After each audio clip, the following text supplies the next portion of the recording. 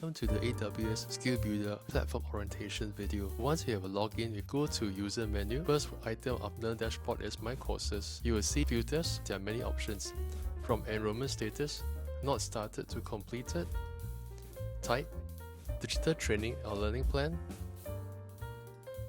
duration, all durations, custom duration, rating from 1 star to 4 stars, hidden items, don't show to show hidden items only, languages, domain, course level, training category, from digital course to game-based learning. The next item is to explore my activities, subscription date, your last access date, the time spent on the platform, and your active courses, the most viewed courses recently, and your performance. Go to my account.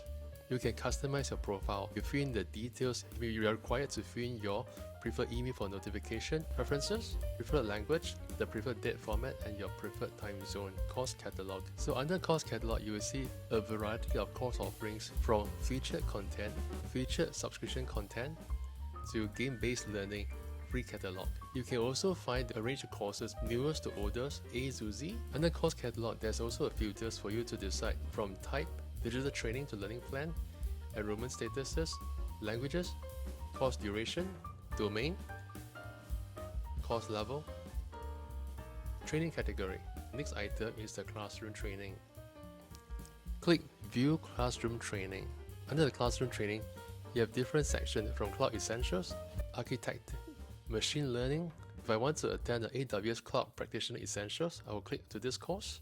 Check this is the correct course title that you're going for, the course description, class schedule, and then you want to have all classroom live only, virtual classroom live, or you want to sort your class schedule based on the location, start, end dates, and who is the one offering it, and the language delivered. But if I want to go for a location, say in Japan,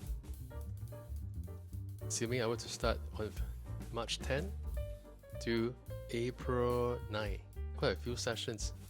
If I want to go by the vendor, NTT, so I have one session.